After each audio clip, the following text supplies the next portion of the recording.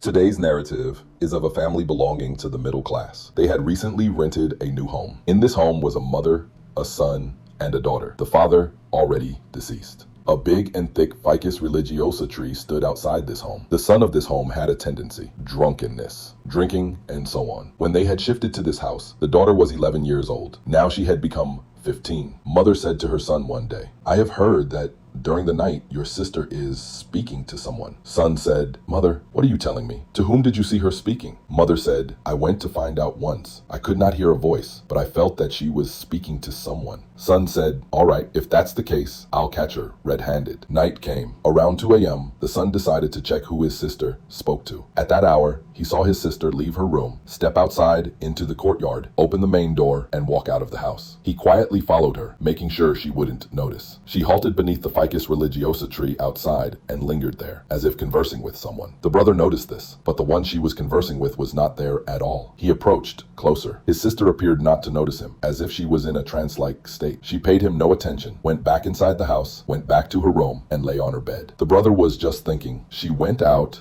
stood beneath the Ficus religiosa tree, chatted with someone, and returned. Then he also went inside. Morning arrived. Son said to his mother, "Mother, I wanted to know whom she chats with at night." She left her room, walked under the Ficus religiosa tree, spoke with someone, and then returned. Mom replied, "What are you saying? You couldn't find out who she was talking with? Do one thing. Invite the cleric of the mosque here. Perhaps he can say something." That evening, the son took the cleric home. The cleric sat down. They summoned the girl. She came. The cleric glared at her, and then summoned the boy. Cleric said to son, "What I have witnessed, if I reveal it to you, you will not be able to tolerate it." Son replied, "What is it?" Cleric said, "Your sister is possessed by a jinn." Son said, "What?" Cleric said, "Yes, a jinn is with her, an exceedingly old one. Ever since you occupied this house, the jinn has been with her." Son replied, "But we never noticed anything." Cleric said, "I am saying nothing but what I've seen. Beyond that, I can say nothing." And he went away. That evening, drunk as always, the brother kept repeating the cleric's words. "Your sister has a jinn. Your sister has a jinn."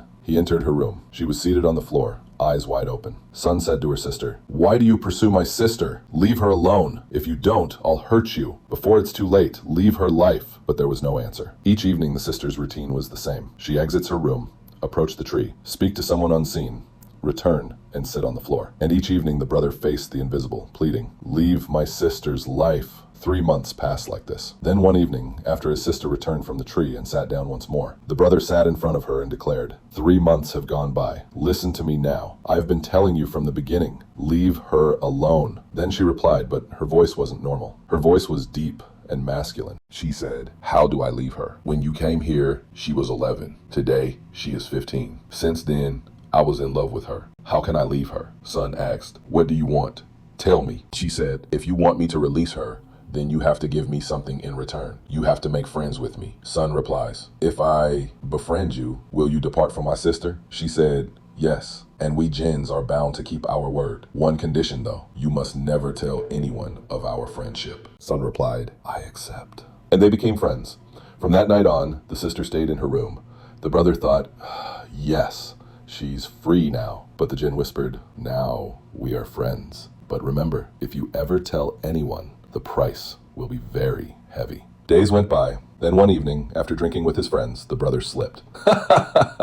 "What if I told you I have a jinn as a friend? Would you believe me?" His friends laughed. "Have you lost your mind?" He said, "It's true. The jinn was with my sister.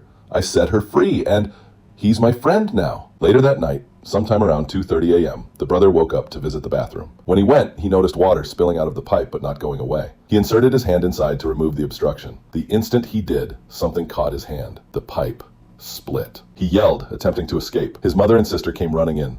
As soon as they came in, his hand was let go and he fell. When he regained consciousness, "Mother, I went to wash my face. Water was clogged. I put my hand in and something caught me." His mother soothed him, put him on the bed, and returned to her room. He went to sleep. During his sleep, he heard cats meowing outside. Loud, scary. He woke up agitated, took a stick, and went outside. Outside, a black cat was howling in the middle of the street. He pursued it, but whenever it ran for a few feet, it stopped again. Eventually, he threw the stick at it. The cat turned around, jumped at him, and attacked. He pushed it away and ran. Then a voice called behind him, "Stop." He turned around and saw, no longer a cat, but a colossal, 15-foot-high Jinn. He said, "Who are you?" Jinn said, "I am your friend." He said, "Which friend?" Jinn said, "The same one who was with your sister, then with you. I cautioned you never to talk, but you did." He said, "No, you can't be him. My friend was handsome." Jinn replied, "That beautiful figure was my form of friendship. What you notice today is my form of enmity, my original form." Shaken with fear, the brother attempted to flee, but the Jinn placed his hand on his back. The moment his hand lay on him, the brother fainted. The night elapsed. The next day, the mother and sister waited for him to descend from his room. Half the day passed. They finally went upstairs and found him lying on the ground. The reality was what he had seen. The cat, the pursuit, the attack. It was all a dream. But in actuality, he was dead.